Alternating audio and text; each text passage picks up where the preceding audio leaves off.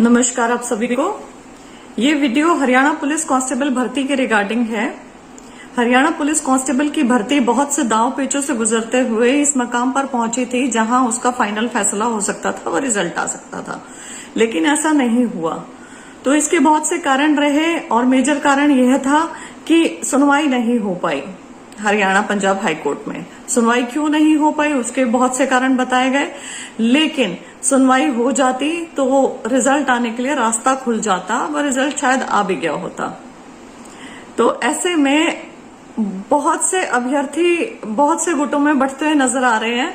कुछ लोग कह रहे हैं धैर्य रखें, कुछ लोग कह रहे हैं कि शायद ये सीईटी में जा सकती है, कुछ लोग कुछ और कह रहे हैं, कुछ बहुत सारे कयास लगाए जा रहे हैं। और मैं आपसे कहना चाहूंगी, ना नेगेटिव होइए ना पॉजिटिव होइए, दोनों चीजें सिनेरियो अपने ध्यान में रखिए। पहली चीज तो ये कि हियरिंग नहीं हुई है तो कोई बात नहीं, हियरिंग हो सकती है, ये मेरा एक मत है। दूसरा, थोड़ा सा आप सतर्क भी रहिए, क्योंकि जैसा हरियाणा सरकार का रवैया रहा है, मॉडस ऑपरेंडी रही है बाकी भर्तियों के साथ, कहीं इस भर्ती के साथ भी ना हो जाए। बहुत बड़ी भर्ती है, बहुत गलत हो जाएगा। तो मेरा पहला मत तो यही था कि अर्ली हियरिंग इसकी लगनी चाहिए, जल्द से जल्द इसकी सुनवाई होनी चाहिए पंजाब एंड हरियाणा हाईकोर्ट में, जो कि पॉसिबल है।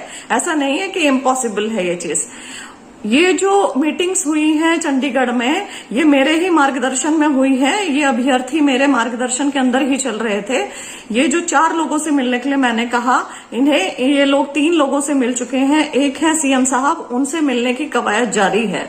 वो आप लोगों को अपने अपने जिलों पे अपनी अपनी जगहों पर वो कोशिश करनी है, लेकिन जो 3 लोगों से मिले उनसे मीटिंग बहुत अच्छी रही। केवल अब मैं यहाँ पर एजी साहब की बात करना चाहूंगी, AG Haryana, the first law officer of Haryana. उन्होंने इन अभ्यर्थियों को कहा कि अर्ली हियरिंग की एप्लीकेशन मैं नहीं लगा सकता हूं, वे प्राइवेट काउंसिल लगाएंगे। तो ये उन्होंने सरासर गलत इंफॉर्मेशन दी है, झूठ बोला है, क्योंकि अर्ली हियरिंग की एप्लीकेशन एजी साहब भी लगा सकते हैं। इनफैक्ट एजी साहब को ही लगानी चाहिए, क्योंकि यदि वे लगाते हैं तो फटाफट इसके ऊपर सुनवाई हो जाएगी। लेकिन जैसा कि उन्होंने कहा कि प्राइवेट काउंसिल लगाएं, तो इस केस में 10 से ज्यादा प्राइवेट काउंसिल्स हैं, तो एटलीस्ट 6 या 7 प्राइवेट काउंसिल को सहमति बनाकर एक साथ अर्ली हियरिंग लगानी पड़ेगी, जो कि थोड़ा सा मुश्किल काम है। थोड़ा भी नहीं, काफी मुश्किल काम है इतने सारे प्राइवेट काउंसिल्स को राजी करना। लेकिन यहां यदि केवल एजी साहब एक अर्ली हियरिंग की एप्लीकेशन लगाते तो सभी प्राइवेट काउंसिल्स को आके खड़ा होना पड़ता और सबकी सुनवाई भी होती। लेकिन ऐसा उन्होंने क्यों कहा, मुझे समझ नहीं आया। और मुझे यहां से नकारात्मकता का बोध हुआ कि शायद सरकार के लिए ये मुद्दा इतना इंपॉर्टेंट है ही नहीं, महत्वपूर्ण है ही नहीं, अदरवाइज इसके अंदर अर्ली हियरिंग की लगती। अदरवाइज एजी साहब भी इसकी जो महत्वता है, जो इंपॉर्टेंस है, वो समझते।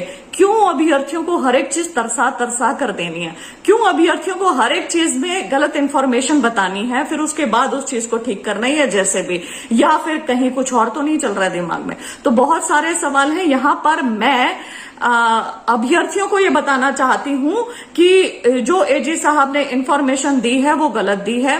जो भी वहां पर हुआ था, एक एक बात मेरे तक पहुंच गई थी, क्योंकि ये जो भी बच्चे चंडीगढ़ गए थे, मोस्टली मेरे पास शाम को घर आ गए थे, मुझे हर एक चीज बता के गए हैं। मैंने उसी टाइम बोल दिया था कि ये यहाँ पे चीज नेगेटिव गई है भाई, ये यहाँ पर गलत चीज बोली गई है, वो उन्हें भी समझ में आ गया। तो मैं यहाँ पर हरियाणा के कैंडिडेट्स को बोलना चाहूंगी कि अब बचे हैं वर्किंग डेज बहुत कम।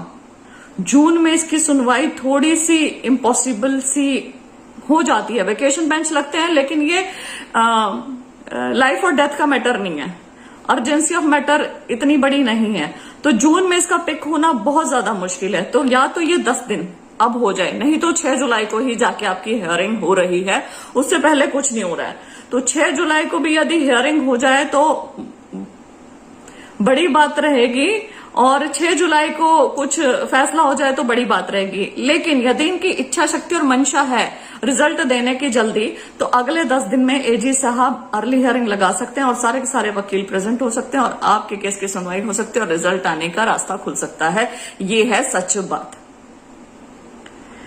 खैर, बड़े अधिकारी हैं, पता नहीं क्या सोच के ऐसा कहा होगा, पता नहीं क्यों कहा है ऐसा, लेकिन मेरा ये फर्ज बनता है कि मैं सारे हरियाणा के युवाओं को और संपूर्ण हरियाणा को बताऊं कि सच क्या है और झूठ क्या है और इन्फॉर्मेशन क्या है, क्या इस चीज में क्या कर सकते हैं क्या नहीं कर सकते हैं। इसके साथ मैं आपको हिदायत देना चाहती हूँ कि आप धरने प्रदर्शन जो भी करें ठीक है, वो शांतिपूर्वक ढंग से करना।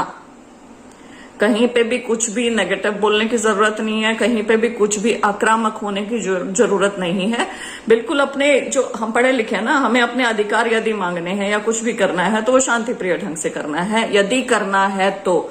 अदरवाइज कोशिश कीजिए मुख्यमंत्री साहब से अपने अपने जिलों में अपने अपने लेवल पर मिलने की, अपने अपने नेता मंत्री जो भी आपके वहां पे विधायक हैं उनसे कहें, उनसे जाकर आप रिक्वेस्ट करें कि वो आपको मिलवाएं। और सारी चीजें हैं, बड़ी भर्ती है, डर लाजमी है। और डर लाजमी क्यों है? क्योंकि सरकारी वकील ने झूठी इंफॉर्मेशन दे दी है। बहुत बहुत धन्यवाद।